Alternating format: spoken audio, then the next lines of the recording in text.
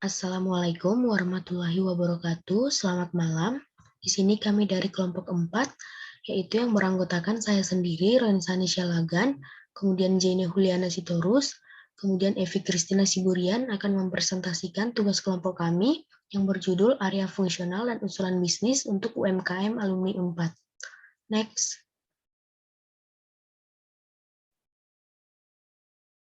Di sini kami akan menjelaskan 3 poin utama, yaitu deskripsi UMKM Alumni 4, area fungsional yang terdapat pada perusahaan, kemudian usulan proses bisnis perusahaan. Untuk yang pertama ada deskripsi UMKM Alumni 4, yaitu UMKM atau usaha mikro kecil dan menengah merupakan usaha perseorangan maupun badan usaha yang telah memenuhi kriteria sebagai usaha mikro atau sebuah bisnis yang dioperasikan oleh pelaku usaha secara individu, rumah tangga, ataupun badan usaha berskala kecil. UMKM diatur pada Undang-Undang Nomor 20 Tahun 2008 tentang usaha mikro, kecil dan menengah. Untuk kriteria UMKM yaitu ada usaha mikro, usaha kecil, usaha menengah. Next.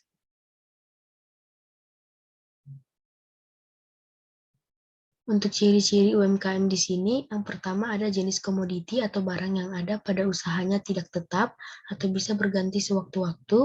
Untuk yang kedua, tempat menjalankan usahanya bisa berpindah sewaktu-waktu.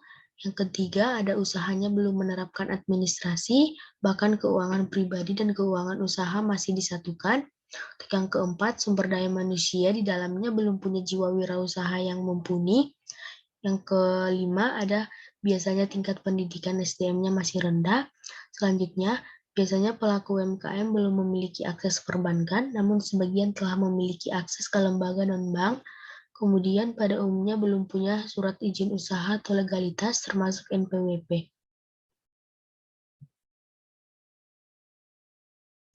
UMKM Alumni Unpad berdiri pada 10 Maret 2020 atau 2 tahun sampai sekarang, kemudian yaitu adalah suatu UMKM yang mempunyai potensi untuk membangun platform baik digital offline untuk menjalin kerjasama dengan pihak lain dan bertujuan untuk mengakomodir alumni Unpad yang punya usaha komunitas alumni Unpad.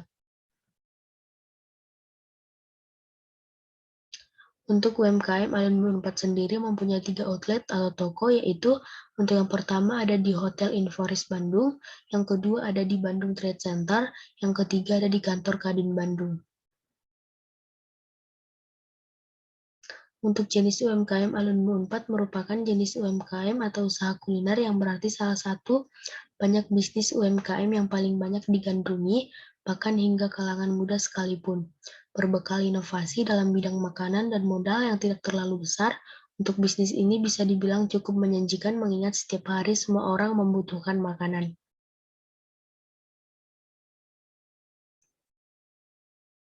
Berikut ini merupakan dokumentasi waktu melakukan wawancara terkait perusahaan atau UMKM Alumni Unpad yang berada di Bandung Trade Center dapat dilihat pada layar tersebut. Selanjutnya, untuk area fungsional yang terdapat pada perusahaan atau UMKM Alumni Unpad dapat dijelaskan oleh teman saya, Evi. Selanjutnya, di sini terdapat area fungsional yang terdapat pada perusahaan UMKM Alumni Unpad. Yang menjadi area fungsional dari UMKM Alumni Unpad adalah supplier tetap yang merupakan para alumni dari Unpad yang memiliki tanggung jawab dalam memenuhi kebutuhan stok barang produk yang akan dijual dalam perusahaan. Dan menjadi area fungsional lainnya adalah Kepala UMKM selaku pihak yang bertanggung jawab dalam mengelola perusahaan dan mengatur para karyawan agar bekerja lebih baik dalam mengontrol situasi karyawan dan aktivitas dalam UMKM selama operasi penjualan berlangsung.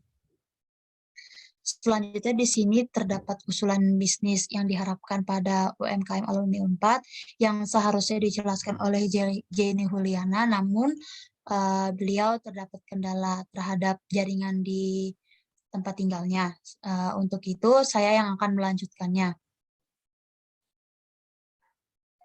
Usulan bisnis yang pertama mengadakan sistem open pre-order atau PO. Pre-order Jika diartikan secara bahasa adalah memesan terlebih dahulu, sehingga sistem jual beli ini dilakukan dengan cara pembeli memesan terlebih dahulu dengan cara memesan di muka. Jika sudah fix diberi uang muka, baru penjual memproses permintaannya. Alasannya adalah untuk memperbesar pemasaran dengan melakukan promosi besar-besaran. Bila dengan membagi sampel produk yang dipromosikan, kemudian melakukan open pre-order langsung bagi customer yang berminat. Hal ini bisa jadi sangat berguna untuk mencegah adanya produk sisa yang berlebihan apabila penjualan sedang sepi, sehingga customer akan mendapat persentase yang besar dalam mendapatkan produk baru selalu. Selanjutnya, mengadakan sistem pembaharui produk atau new variant product. Alasannya karena apabila produk yang ada dalam jangka waktu yang lama adalah itu-itu saja itu saja tanpa adanya new variant produk atau adanya penambahan jumlah produknya, maka lama-lama para konsumen akan bosan karena merasa tidak ada hal baru yang bagus untuk dicoba sebagai alasan kembali ke UMKM sebagai pelanggan. Di mana kita tahu dan paham kebanyakan masyarakat Indonesia, terutama kaum muda-mudi sangat senang dengan yang namanya mencoba hal yang baru apabila dianggap unik dan lain dari yang lain, bisa jadi dengan rajinnya melakukan perubahan pada produk atau penambahan dapat mengembangkan perusahaan dalam pemasaran dan keberadaannya dalam pasar bisnis. Untuk yang ketiga, mengadakan event uji coba new product. Karena apabila produk yang ada langsung dijual tanpa ada event coba sampel, makan gratis, maka akan cukup sulit dalam mempromosikan bila adanya new product dalam makanan atau minuman yang dijual UMKM.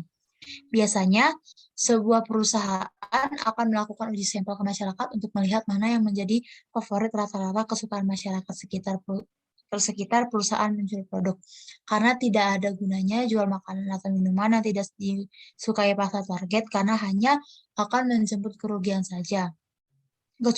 Kecuali dari kitanya sendiri rajin tarik tokoh ternama dalam promosiannya, yang mana hal ini juga tetap akan redup bila produknya telah ditolak oleh masyarakat yang menjadi target penjualan. Sekian presentasi dari kelompok kami, kurang lebihnya mohon dimaafkan. Wassalamualaikum warahmatullahi wabarakatuh.